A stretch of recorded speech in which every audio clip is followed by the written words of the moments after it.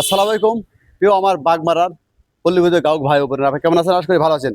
আগামীকাল 20শে জুন শনিবার সকাল 8টা থেকে বিকেল 5টা পর্যন্ত নাটোর গ্রিডের রক্ষণাবেক্ষণের কাজের জন্য বিদ্যুৎ বন্ধ থাকবে হাটগাঙ্গপাড়া আওটা অধীনে। আপনারা অনেকে বলেন ভাই প্রতি শনিবার কেন বিদ্যুৎ বন্ধ থাকে? ভাই 33 কেবি লাইনের যে মোটা তার, এই যে দেখেন, আপনারা জানেন এই যে গতবারে কিন্তু লাইন বন্ধ হয়ে গেছে, এরকম একটা কথা আমি যাবে, এটা কিন্তু কাঠের, এর উপরটা কিন্তু যেগুলো তার থাকে প্রায় 1 টনের মতন ওজন, এই উপর থাকে। এই তার ভাঙ্গা যাওয়ার পরে কিন্তু এই খুঁটিগুলো ভাঙ্গা যায়। এখন বর্তমান গোটা লাইনের এগুলো বাতিল করা হবে।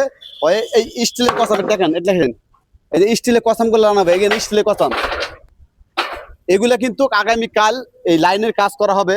তার জন্য সকাল 8টা থেকে বিকাল 5টার মধ্যে বিদ্যুৎ বন্ধ থাকবে।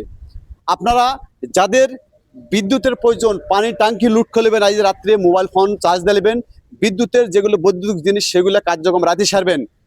সাবধান, লাইন বন্ধ থাকা চলাকালীন আপনারা তার আশেপাশে কেউ গাছপালা কাটবে না, যে কোনো মুহূর্তে বিদ্যুৎ চালু হতে পারে। আপনার সাধ্য থাকবে, একটু ভুলের জন্য সারা জীবন কান্না।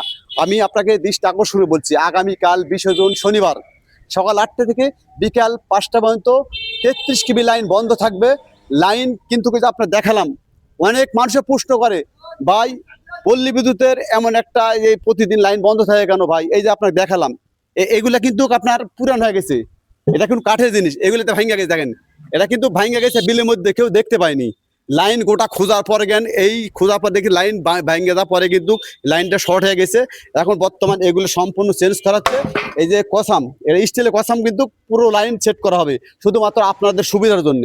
এগুলো তখন লাগানো হয়ে যাবে ভাই, লাইনটা 100% নিরাপদ হয়ে যাবে, বিদ্যুতে কোনো দুর্ঘটনা ঘটবে না। তবে সাবধান, সকাল 8টা থেকে বিকেল 5টা পর্যন্ত 33 কেবি লাইন বন্ধ হবে। আপনারা সাবধান, কেউ এই তারের আশেপাশে গাছপালা কাটবে না, যে কোনো মুহূর্তে লাইনটা চালু হতে পারে। ধন্যবাদ।